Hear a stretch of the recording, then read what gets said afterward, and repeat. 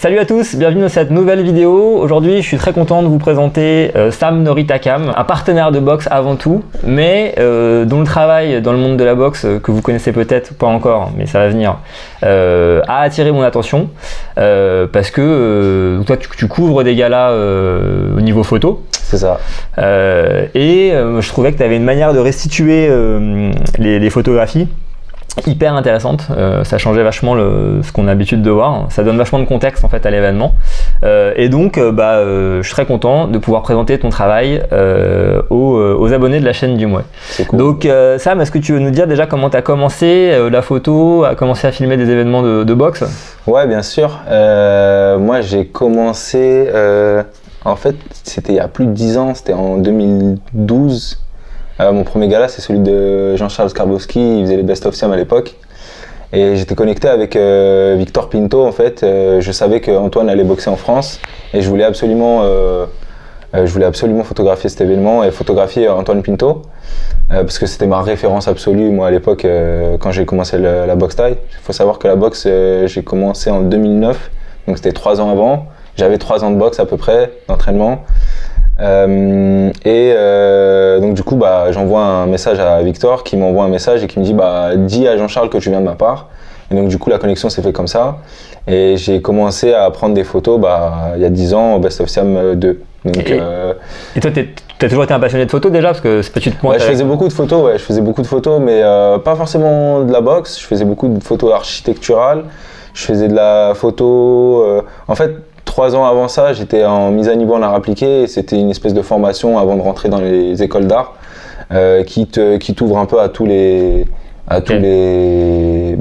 voies possibles et imaginables artistiquement. Je veux dire, tu fais de la photo, tu fais du textile, tu fais du graphisme pur, tu fais de l'archi. Et en fait, moi, ça m'a permis les années suivantes en fait de pas me brider, d'essayer tous les médiums possibles et imaginables. Un peu de polyvalence pour pouvoir te spécialiser après. Voilà, faire de la photo, faire de la vidéo. Tu avais déjà un bon background photo, t'es pas arrivé avec ton Kodak. Non, bien sûr, ouais, évidemment. À l'époque, à cette époque-là, mon premier gala, je prends des photos avec un Canon 600D, donc j'étais de la team Canon. Et ouais, après le Best of Siam 2, j'ai complètement arrêté pour me focaliser sur mes études en design, parce que je suis designer, j'étais designer graphique avec une spé en design d'applications mobiles. Et en fait, au bout de 10 ans, quand il y a eu le Covid, moi je me suis focalisé sur... en fait, je m'emmerdais vraiment avec le travail que j'avais. Certes, c'était super bien payé, mais je m'emmerdais et en fait, le Covid a fait que je me suis retrouvé avec moi-même et je me suis dit, tiens, c'est bizarre. Là j'ai plus de temps pour moi, qu'est-ce que je pourrais faire? Et en fait ça m'a fait revenir à la boxe tout simplement, que je pratiquais toujours, que j'ai jamais arrêté en fait depuis quand j'ai commencé. Et donc du coup j'ai commencé à travailler plus des choses graphiques, c'est-à-dire des illustrations, ce genre de choses, et ça m'a remis en fait le pied à l'étrier avec la boxe. J'ai changé de team à l'époque, il faut savoir qu'avant j'étais chez Ulysse Top Team, et j'ai fait bien d'autres clubs avant, j'ai pas commencé chez eux, mais à cette époque-là, j'étais chez Ulysse Top Team et en fait, quand il y a eu le Covid, il y a eu un souci, c'est que toutes les salles étaient fermées. Je cherchais une salle qui pourrait m'ouvrir et où je pourrais prendre des photos en l'occurrence. Et la seule que je voyais active en fait pendant le Covid, c'était celle de Rodrigo, donc la team Alamos. Et je me suis dit je vais aller faire un tour juste pour voir en fait comment ça se passe. J'ai commencé à m'entraîner là-bas. Et en fait, j'ai vu que l'atmosphère était géniale. Rodrigo, qui est un super gars, franchement, c'est archi ouvert, alors qu'il a un palmarès. Je sais même pas si on peut parler de palmarès parce que c'est un entraîneur, mais. Palmarès d'entraîneur. Si, c'est un palmarès d'entraîneur. Il a un palmarès d'entraîneur qui est incroyable et pourtant, c'est quelqu'un de très, très, très ouvert. J'ai jamais vu quelqu'un de si accessible. Il y en a d'autres aussi qui sont très ouverts, mais Rodrigo, c'est vraiment spécial et il a une humilité qui m'a beaucoup plu, et c'est pour ça que du coup direct après j'ai intégré la team et j'ai commencé à faire des photos sur leurs événements à eux en fait. Là où Rodrigo envoyait ses boxeurs, je suivais ses boxeurs et je commençais à prendre des photos, et c'est ça qui m'a permis de me faire c'est ça exactement, un nom. Les gens ont vu que je commençais à prendre des photos, ont commencé à m'appeler et moi je publiais mes trucs sur Instagram, et c'est comme ça que que j'ai commencé à faire de plus en plus d'événements, quoi. Et j'ai une question qui me vient là. Est-ce que tu penses que ta pratique de la boxe, c'est un truc qui t'aide quand tu fais de la photo de boxe? Complètement. Ouais, complètement. Je suis assez d'accord avec ça. J'allais en parler, ouais.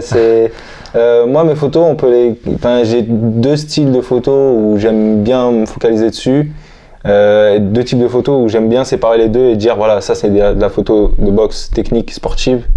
Et c'est vraiment la technique que j'ai appris en boxe qui me permet de dire ok, ça c'est un bon high kick, c'est un bon middle, ça c'est un bon coude, ça c'est nul, le prends pas. Ma technique en photographie me permet de dire de prendre les bons angles en fait pour prendre la photo comme il faut. La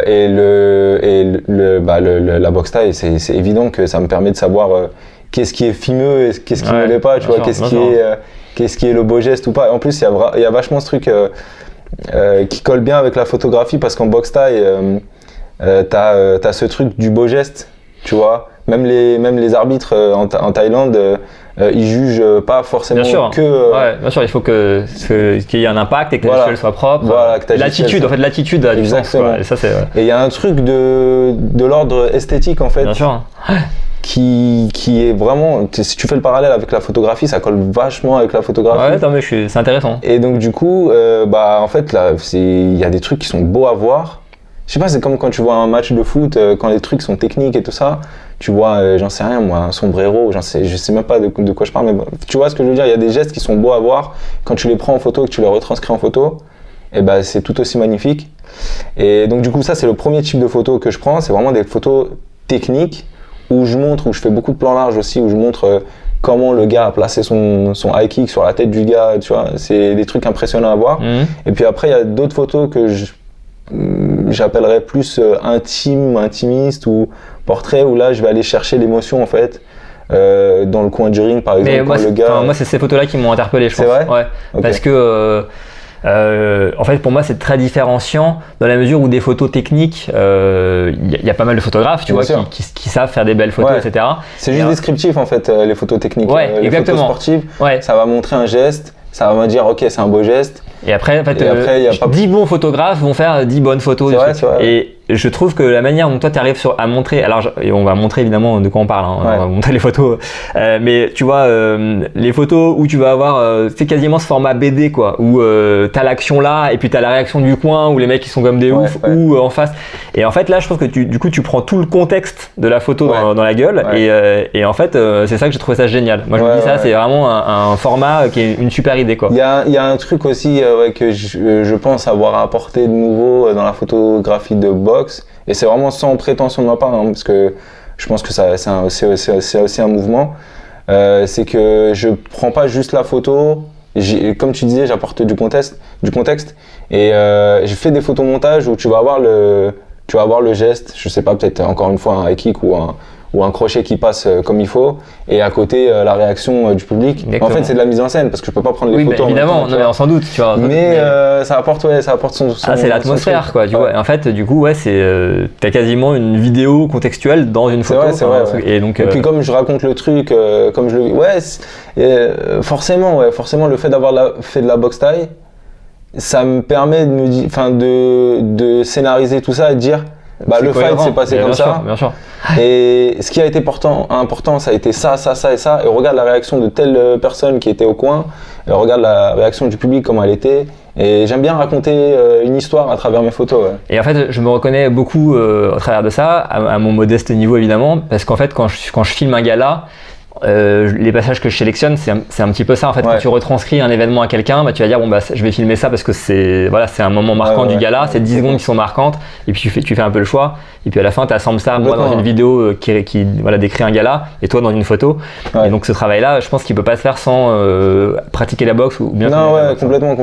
Un néophyte ne peut pas raconter ça comme quelqu'un qui a appris la boxe et qui connaît les codes en fait. Exactement, il y a une notion de code. Il y a une histoire de code, il y a une histoire de contexte, et c'est encore mieux quand tu connais, je sais pas, il y a un tel boxeur, c'est le rematch, tu sais qu'il y a eu un bif entre eux, et tu vas aller chercher le truc tu vas être plus attentif à certaines choses sur le ring et tout, et voilà quoi. Et alors pour illustrer un petit peu nos propos, est-ce qu'on peut parler de 5 photos? On a dit qu'on parlerait de 5 photos qui illustrent ton travail et qu'on pourrait présenter comme étant marquantes pour toi. Alors, et expliquer un petit peu le contexte, comment elles ont été prises à l'audience. Alors j'ai 5 photos, j'en ai plus parce que ça a été difficile de faire un choix. Ah vas-y, pas de problème, on y va. Mais moi ce que je t'ai ramené, c'est pas forcément des photos que je fais aujourd'hui en France, parce que je différencie beaucoup le boulot que j'ai fait en Thaïlande et en France. Mais là c'est beaucoup des photos que j'ai fait l'année dernière quand j'étais en Thaïlande pendant 3-4 mois. Celle-là c'est une photo qui a été prise au RWS. Alors tu vois, ça typiquement c'est le genre de photo dont je te parlais tout à l'heure quand je te disais il y a des photos qui sont très comment dirais-je, plus où je vais aller chercher l'émotion. En fait cette photo elle m'a beaucoup plu parce que c'est une photo que j'ai pris de manière complètement hasardeuse et un peu maladroite. Parce qu'en fait la lumière n'est pas censée tomber comme ça au RWS et donc elle est juste arrivée d'un coup, les lumières balayent. C'est un laser quoi. Voilà, c'est ça. Et ça fait un halo de lumière, c'est incroyable. C'est ça.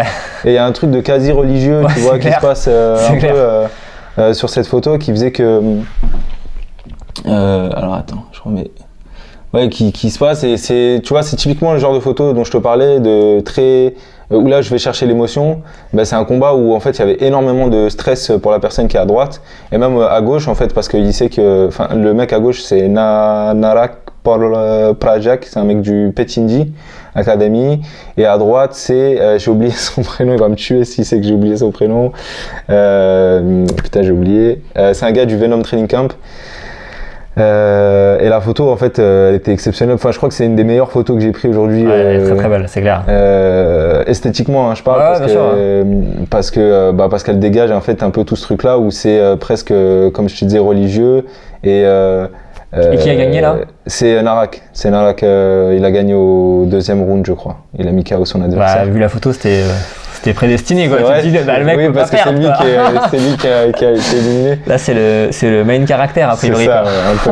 Puis en plus c'est lui qui est en rouge, c'est lui le en face t'as le challenger. Ouais c'est clair, c'est favori.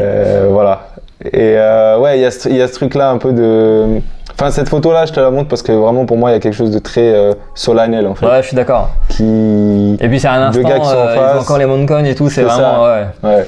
Et on voit le côté très taille du truc et voilà, bon, je sais pas si je dois en rajouter. La photo elle parle d'elle-même. C'est clair.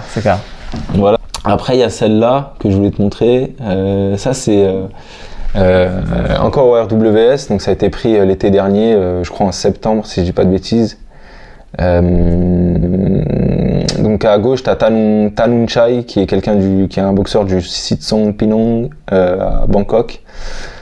Qui est extrêmement talentueux, mais vraiment j'ai jamais vu un gars comme lui. Il boxe de manière un peu bizarre, mais il a un corps très élastique, on va dire. Il me fait penser à Dalsim, je sais pas pourquoi, mais il arrive à mettre des high kicks alors qu'il est juste devant toi, tu vois. Très près. Et ça c'est l'autre type de photo dont je te parlais, très descriptive, très dans le je te montre le beau geste.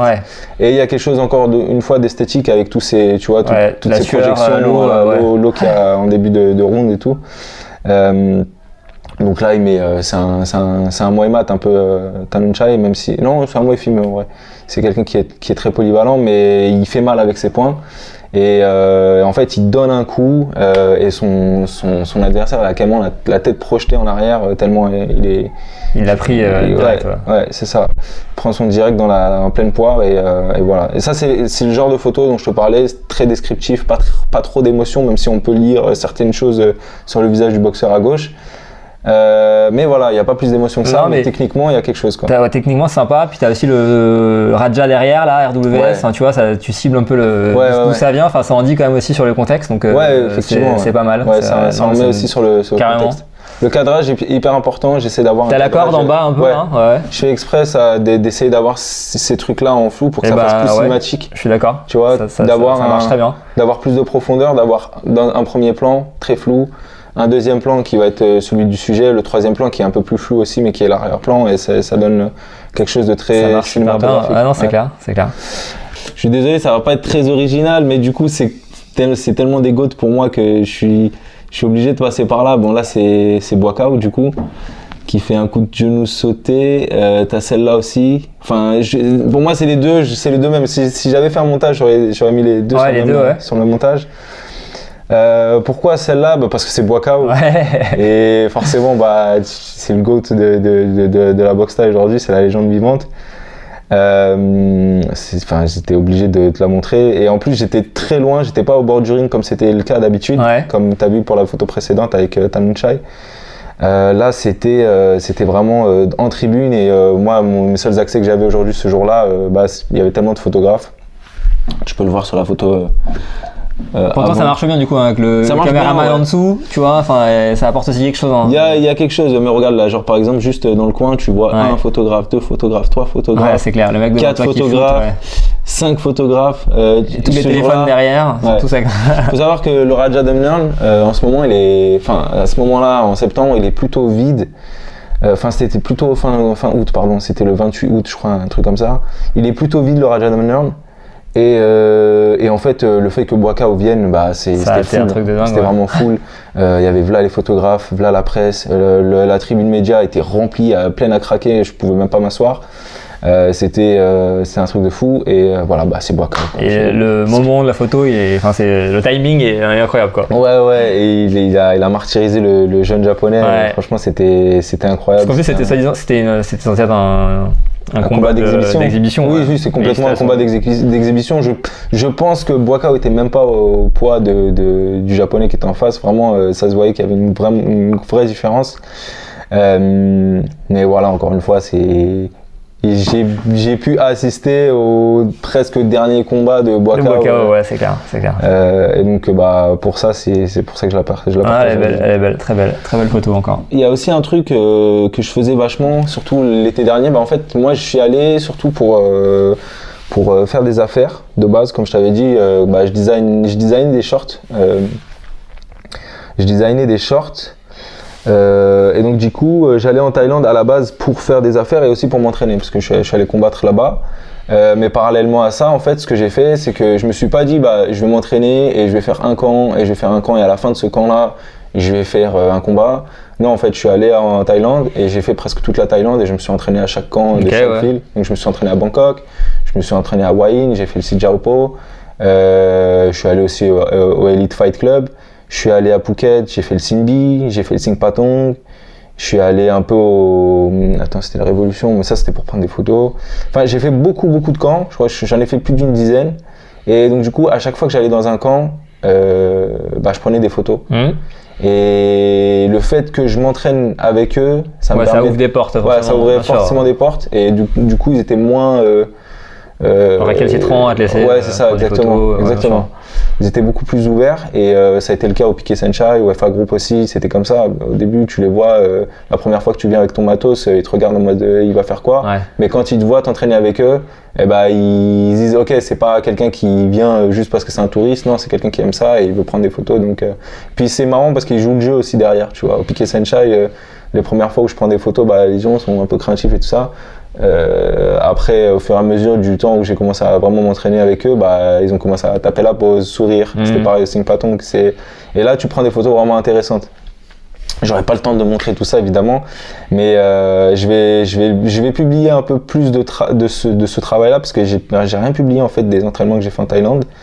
Mais ça, c'est typiquement une des photos que je voulais poster, c'est montrer aussi les camps, mais ce qu'on voit pas des camps en fait. Sur les réseaux sociaux, on voit beaucoup les touristes, ils sont bien dans les camps, ils s'entraînent et c'est de la performance et tu viens pour t'amuser, mais on te montre pas aussi les habitants en fait, les locaux. Là c'est qui viennent après l'école. Voilà, c'est ça. T'as le petit qui vient juste après l'école et qui a fini. Nous d'habitude quand on finissait l'école, on prenait la balle et on allait taper le foot. Et non, t'as le petit qui vient juste après l'école. Il prend même pas le temps d'enlever son uniforme, il vient direct taper au PAO. C'est clair. Et je trouvais ça hyper stylé quand j'ai vu ça et je suis allé direct prendre des photos, prendre mon appareil qui était dans mon sac, qui était d'ailleurs constamment dans mon sac. Et ça me permettait de prendre ce genre de cliché qui sort un peu de ce qu'on voit sur les réseaux sociaux. Ouais, bien sûr, c'est clair.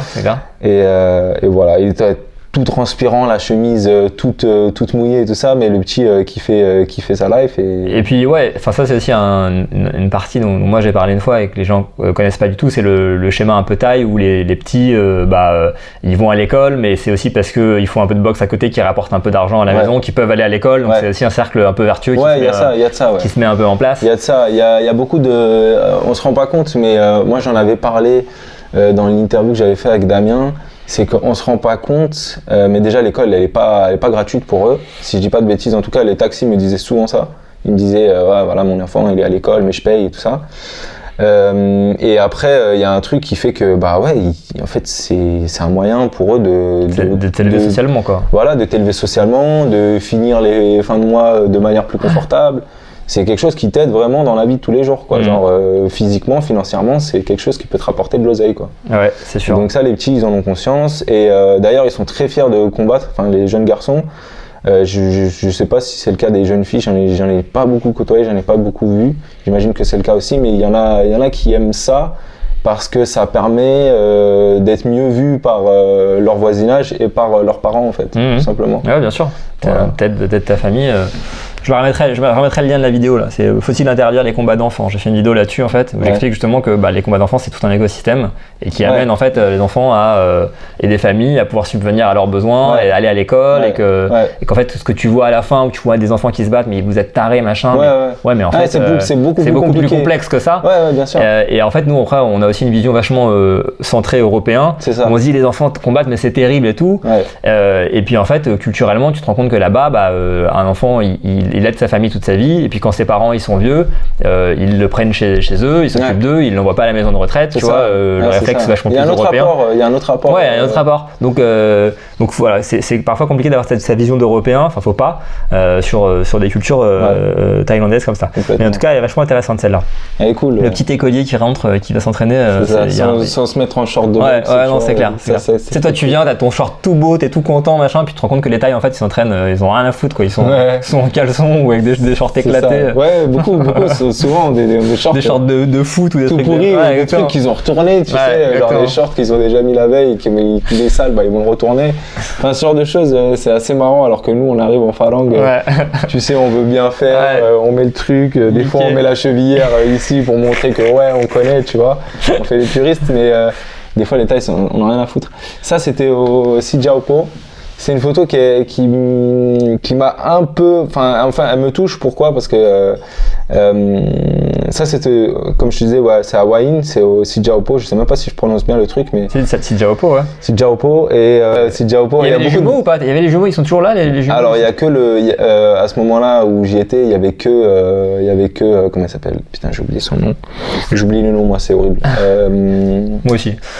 Comment il s'appelle, bordel? Bon, un des deux, quoi. Ouais, un des deux, celui qui est toujours là. Et apparemment, il est revenu il y a pas longtemps, donc ils sont toujours ensemble maintenant. Mais bref, on s'en fiche. Et j'y étais pour préparer mon combat. J'y suis resté presque 2 semaines au Sijaopo. Et comme c'était proche de Bangkok, je pouvais faire des allers-retours si on m'appelait au RWS, donc c'était cool. C'est à peu près à 3 heures de Bangkok en voiture.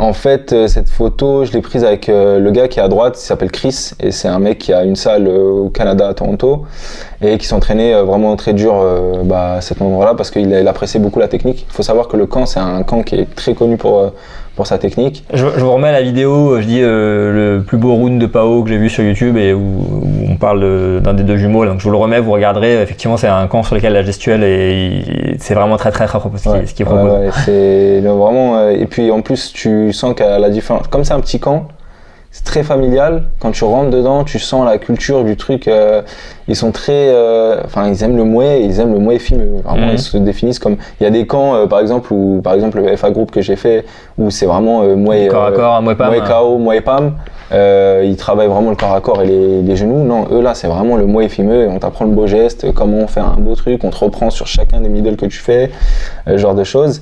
Et en fait dans le camp t'as aussi des enfants, encore une fois pour reprendre le thème que j'avais repris au Simbi, la photo que j'ai pris précédemment au Simbi et que je t'ai montré. Là c'était t'as des enfants dans l'entourage et parmi ces enfants, il y en avait un qui était atteint de trisomie, mais ça l'empêchait pas de venir taper au sac, faire du mouet et même si pour s'exprimer c'était compliqué, et ben au sac il avait pas de souci pour s'exprimer physiquement, je veux dire, et donc du coup il envoyait des middle, mais genre c'était marrant de voir un enfant atteint d'une maladie frapper au sac, faire du corps à corps, taper au PAO, ce genre de choses, s'entraîner comme dans sa tous les pratique, enfants, ouais, comme tous les enfants. Ouais. comme tous les enfants en fait. Et cette photo, je l'ai prise au moment où t'as Chris qui est à droite, qui finit son round de sac, et il prend en fait cette ceinture de PAO et il lui donne il lui met autour comme si c'était une ceinture du one ou du pini, tu vois, il lui met sur le truc, et putain, j'ai oublié son prénom aussi au petit, et le petit qui fait je suis plus fort, tu vois, et tout, et je l'ai pris sur le truc. Sur l'instant, ouais, sur l'instant, et je la trouvais super en fait. Il n'y a pas de mise en scène en fait. Ah ouais, non, c'est clair, c'est aucune mise en scène. Un instant de vie en fait. Voilà, c'est un instant de vie dans le camp, et c'est ça que je kiffais, c'est ça que je kiffe montrer, tu vois. Surtout dans les camps, s'il y a bien un truc que je kiffe montrer, que je faisais pas avant, parce que sur le ring c'est différent, sur le ring tu veux montrer ce qui est impressionnant, dans les camps tu te mets un peu en retrait, tu observes, tu regardes et tu vois les moments de vie, et si t'es pas attentif à certains trucs, tu loupes des choses, mais avec un appareil photo, tu t'arrêtes vraiment et tu vois certaines choses, et pour les prendre, quand tu les prends, tu dis putain c'est cool, j'ai réussi à attraper l'instant. Ouais, voilà, c'est ça. Et voilà, les camps de boxe thaï, généralement c'est rempli de ce genre de moments où on rigole, on partage. Et il y a un truc que Chris disait aussi, et qui m'a vraiment beaucoup touché, et il disait putain, regarde comment c'est beau la boxe, c'est inclusif, tu vois, genre, il le disait en anglais, je sais plus quel mot il utilisait, mais il disait tu vois, qu'est-ce qu'il y a quel sport est aussi inclusif que ça à accepter des personnes qui ont des maladies qui peuvent les handicaper, au point de laisser une personne taper au sac, faire des rounds, ce genre de choses, et j'ai trouvé ça beau en fait, donc tout simplement voilà, la photo est top. Cette photo elle a une histoire, c'est pour ça que je la partage, et voilà, et je vais finir sur une dernière, je crois que j'étais à la 4e là. Je sais plus, mais bon, si on en fait une de plus, c'est pas très grave. Celle-là, du coup, celle-là, je la présente aussi parce qu'il y a une petite histoire derrière. C'est que en fait, de base, j'aurais jamais dû prendre cette photo. Les photos que j'ai prises, en fait, c'est le combat de Tawanchai contre Pech Morakot. Ouais. Donc Tawanchai qui est du Piquet Senchai et Pech Morakot qui est du Pech Indi. Tawanchai faisait, c'était son title shot, c'est ça qu'on appelle, title shot, ouais. Et en gros, c'était sa première opportunité, c'était le challenger Tawanchai. Pour prendre sa première ceinture du One, il en rêvait. Moi, je l'avais pris en photo auparavant, presque un mois avant le truc, au Piquet Senchai, quand il y avait eu le combat de Boakao justement. J'étais allé au Piquet Senchai pour prendre des photos, et je le voyais s'entraîner, et d'ailleurs on m'avait engueulé là-bas parce que je devais pas prendre des photos de lui en train de s'entraîner, parce qu'ils avaient peur que je sois un espion pour voir en face. Voilà, c'est ça. Et donc du coup, je le suis à Singapour pour aller là-bas, mais comme je te disais, encore une fois, c'est là où c'est marrant, parce que cette photo, j'aurais jamais dû la prendre. En fait, quand je vais à Singapour, j'ai des accrèdes de la part d'une personne du One, d'une meuf du One qui s'occupe de la com, et qui me dit ok, t'as le droit de venir à l'événement si tu veux, parce qu'en fait il y avait 2 événements comme je te disais tout à l'heure. Il y a le premier événement qui était celui-ci, donc main event, t'avais toute la crème de la crème, t'avais Tawanchai contre Pech Morakot qui était main event, t'avais Alaverdi qui combattait contre Capitan, et t'avais Sangmani. Il y avait vraiment beaucoup de combats, de beaux combats et tout ça. Et moi, on m'avait demandé de venir, mais pour l'événement d'après, c'est-à-dire le samedi matin, qui était retranscrit en direct à la télé pour Prime Video. Et c'était Angela Lee, il y avait sur la carte, il y avait Anissa Meksen, t'avais Stamp qui combattait aussi. Enfin, t'avais une vraie belle fight card. Et c'était pour ça qu'on m'avait appelé de base. T'étais pas censé shooter le... Voilà, j'étais pas censé shooter cet événement. On m'avait juste dit, viens si tu veux, et voilà, on te donnera pas l'autorisation de prendre des photos. Vraiment, c'est très strict le One. Faut savoir que c'est une organisation qui est très... tout est bien organisé. Ouais, c'est cadré quoi. Tout est cadré. Si tu dépasses la ligne, on te fait un rappel à l'ordre, tu dois pas faire ça et tout ça. Vraiment, c'est c'est des Singapouriens, tu vois. C'était organisé à Singapour. Donc, c'est très carré, quoi. C'est vraiment, c'est les Suisses de l'Asie. Tu ne dépasses pas le cadre qu'on t'a donné. Si tu me dépasses, attention. T'es sanctionné, ouais. Voilà. Donc là, que tu l'as shooté comme ça, là, sous le manteau. Alors, en gros, ce qui s'est passé, c'est que moi, comme j'étais connecté avec Mehdi Zatou, à qui je passe un grand salam d'ailleurs, parce que il a fait beaucoup de choses pour moi aussi en Thaïlande. Ouais, c'est Mehdi qui m'a permis d'accéder au RWS, c'est Mehdi qui m'a permis qui m'a invité dans son camp. Et en fait, à la fin de mes derniers jours à Bangkok, je lui demande si c'est possible de venir avec lui à Singapour au One. Moi, c'était mon dernier événement avant de rentrer en France. Et il me dit ouais, pas de souci, tu vois, je vais faire le nécessaire. Je vais voir ce qu'on peut faire pour te ramener avec nous. Au bout de 2-3 jours, il me dit ouais, ça va être chaud, je suis désolé et tout ça. Donc moi, il n'y a pas de souci, tu vois, je me dis bah écoute, c'est pas grave, j'irai pas avec eux, mais quand même, dans tous les cas, je prenais quand même mon billet pour y aller tout seul et voir sur place comment ça allait se passer. J'avais déjà un contact avec la meuf du One, mais comme je te disais, elle voulait pas forcément que je prenne des photos le jour même. Et en fait, on se recroise avec Mehdi et Arnaud, qui est son bras droit, donc à qui je passe un grand salam aussi, qui me croise en fait et qui me dit mais pourquoi t'es là en fait, comment ça se fait? On t'avait dit non. Ouais, non, mais c'est même pas ça, c'est qu'en gros ils se sont dit peut-être qu'ils se sont dit le gars il voulait venir mais il savait pas à quel point j'étais déter peut-être, tu vois ce que je veux dire, et quand ils ont vu que j'étais là, ils ont dit gros en fait viens viens avec nous, viens au vestiaire. Et peut-être que là, tu auras peut-être des choses à prendre. De toute façon, dans tous les cas, je pouvais prendre des photos d'Alaverdi qui en tant qu'accompagnant, voilà, après, c'est ça. Et dans le vestiaire, tu tripes parce que tu vois tout le monde. Tu vois Sangmani, tu vois Tawanchai, tu vois Pechmorakot de l'autre côté, parce qu'il y a 2 vestiaires en fait, mais c'est des grands vestiaires, tu vois, c'est des grandes salles, c'est des très grandes salles où ils posent des tatamis. Et voilà, c'était pour raconter cette histoire, c'est qu'en fait j'étais là le jour où Tawanchai a reçu sa ceinture. Le combat est très, il y a eu des échanges pas mal, il y a eu beaucoup d'échanges. Et du coup, t'as pris qu'une photo ou Non, j'ai pris tout le combat en photo. D'accord. J'ai pris tout le combat en photo. Ah oui, j'ai pas raconté du coup, mais ça je vais finir peut-être là-dessus.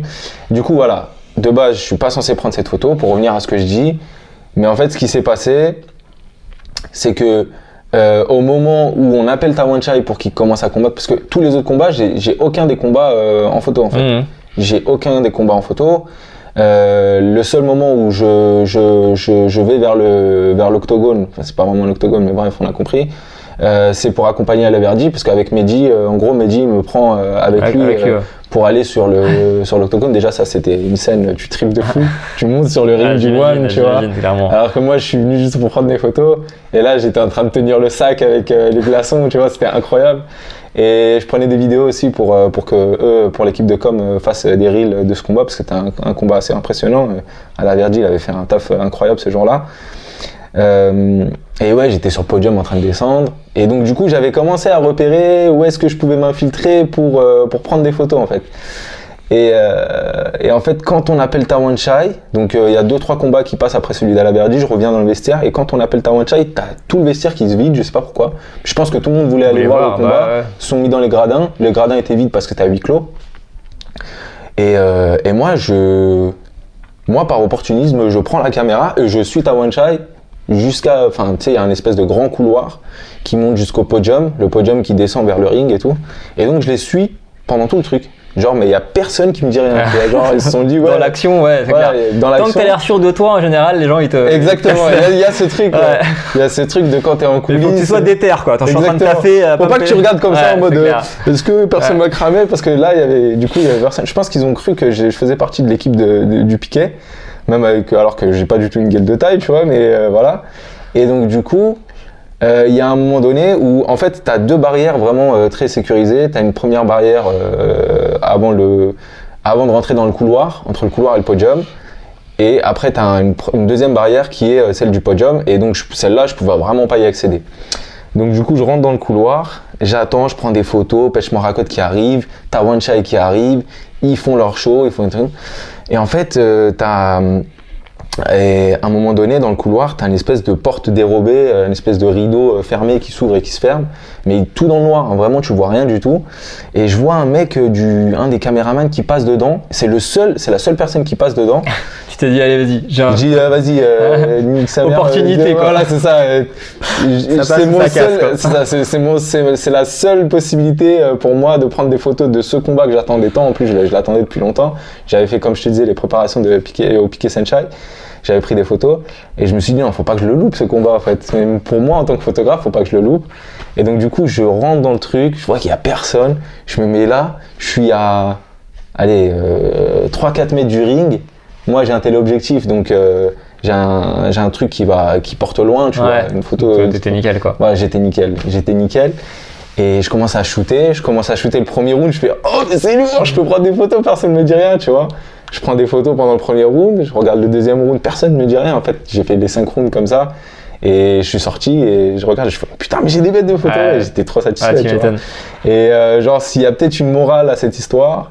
Faut pas hésiter à tricher dans la vie. Voilà, c'est ça. En vrai, c'est vrai. Tu vois, c'est pas tricher, mais je veux dire. Saisir les opportunités. Saisir et même, vas-y, agripper ce qu'on veut pas te donner. Tu vois, tu prends ce qu'on veut pas te donner. Et tout dans le respect, tu vois, j'ai pas craché sur quelqu'un pour faire ce que j'ai fait. Mais faut pas hésiter à aller gratter un peu. Aller gratter ce que tu peux, même si, quitte à se faire engueuler, peut-être que tu vas te faire engueuler, mais gravement, peut-être que ça se trouve, j'aurais fait de la cabane ou de la GAV, parce que les Singapouriens, ils sont tellement fous avec leurs règles qu'ils auraient pu me mettre en GAV, mais là, c'était tranquille, tu vois, ils m'ont pu prendre des photos. Il y en a qui m'ont vu prendre des photos, m'ont rien dit, ils se sont dit peut-être que c'est un mec du staff, j'en sais rien, et voilà, ça a marché, et donc du coup je me suis retrouvé avec des bêtes de photos. Des bêtes de photos, ouais, c'est clair. Que j'ai pu derrière partager avec Tawanchai, on a fait une publication partagée, moi ça m'a donné énormément de lumière, je crois que le jour où j'ai publié ce truc là, j'ai pris 300 followers, 400 followers d'un coup. Sur Instagram, moi j'ai un petit compte, tu vois, j'ai presque 5000 followers, je suis pas encore aux 5000 mais j'y arrive. Et ouais, 300 followers, c'était énorme pour moi, tu vois. Ouais, c'est clair. Voilà. Et donc, du coup, j'ai aussi ce truc-là d'avoir des photos. C'est le jour où Tawanchai, il a eu sa ceinture. Et voilà, je suis super content, tu vois. Voilà, c'est pour ça que je t'ai montré celle-ci. C'était la petite anecdote qu'il y avait derrière. Non, mais c'est sympa d'avoir ta vision aussi des choses pour comment tu obtiens les photos et tout. Ouais. Du coup, là, qu'est-ce qu'on te souhaite à l'avenir? Tu es disponible pour des galas? Là, aujourd'hui, je travaille beaucoup pour des organisations françaises.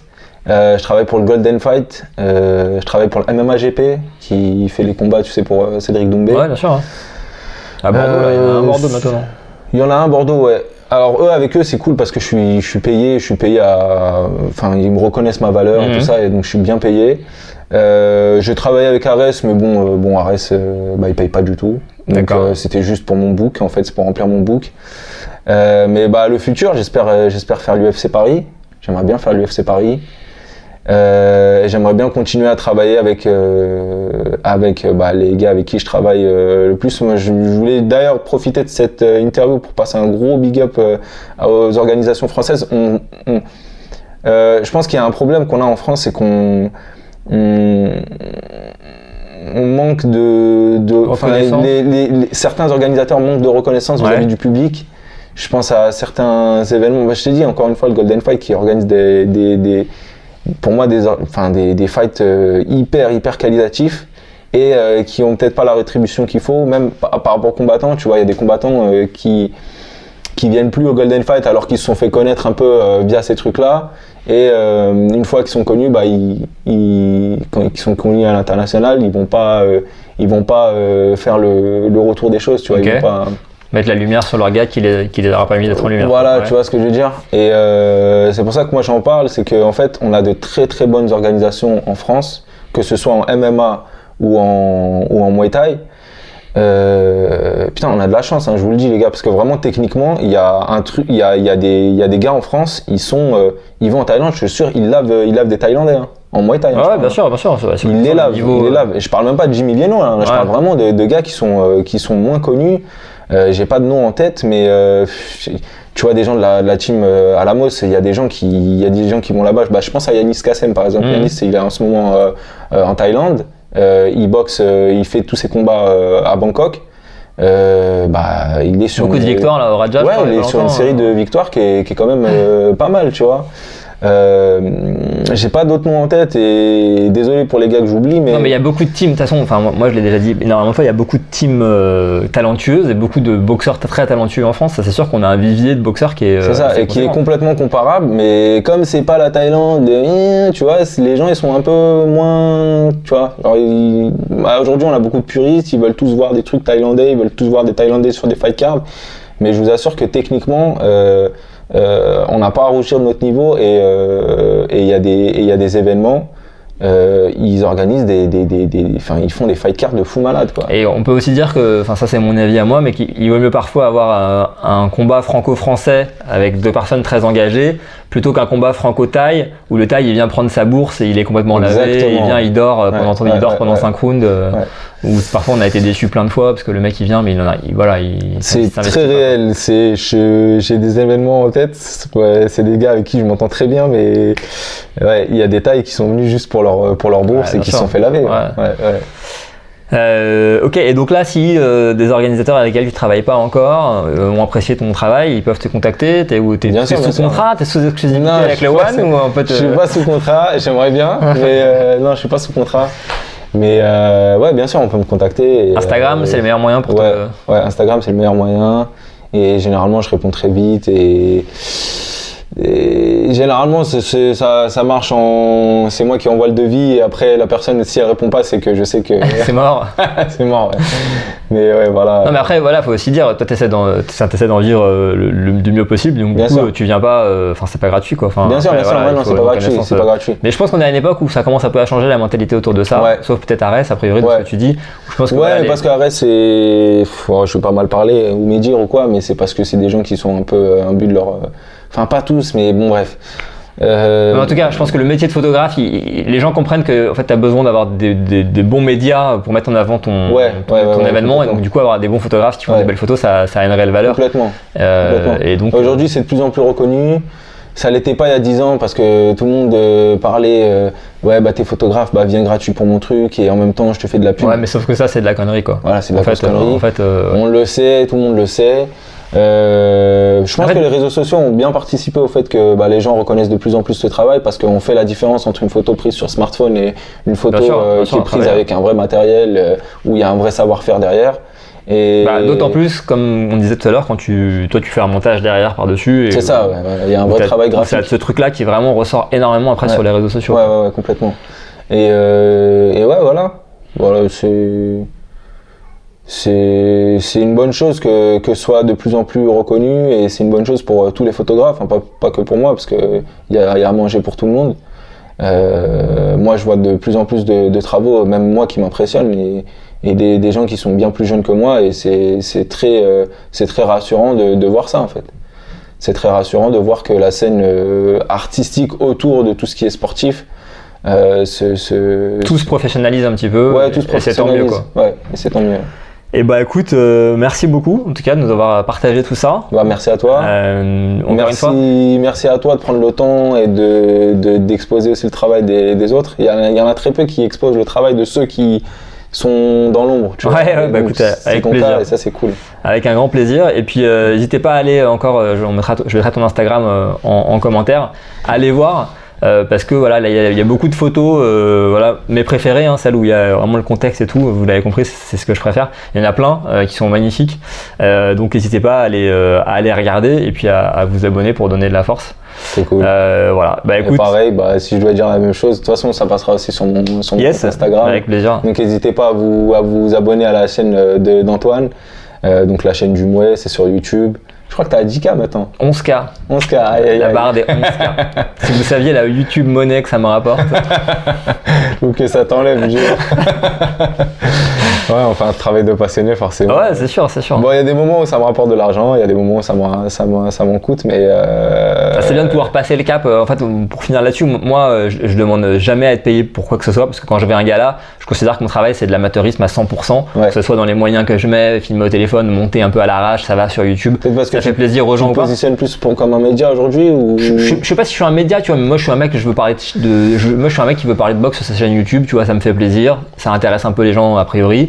Donc ça s'arrête là, mais je cherche pas du tout à me médiatiser ou à de me professionnaliser. Ouais. Donc je vais pas demander aux gens de me payer alors que moi je fais ça pour mon plaisir en grande partie. Et puis ça me permet d'être détente, tu vois. Si mon truc il est pourri, bah mon truc il est pourri, Ouais, je le publie pas ou voilà. Après quand justement tu veux te professionnaliser, tu veux en vivre, et ben c'est aussi beaucoup de travail. Il faut avoir du bon matos, il faut avoir du matos qui marche bien saisir le truc. Tu peux pas merder ton gala, tu vois, parce que tu t'es en charge d'un truc.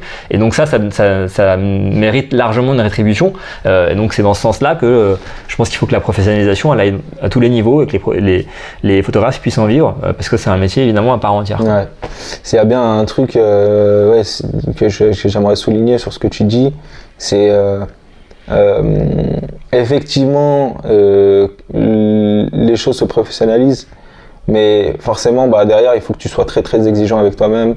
Bien sûr. S'il y a des qualités qu'il faut énumérer quand tu es photographe ou vidéaste ou qu'importe, tous les trucs comme ça, c'est qu'il faut vraiment que tu sois exigeant avec toi-même, même en dehors des galas que tu fais, faut que tu t'entraînes.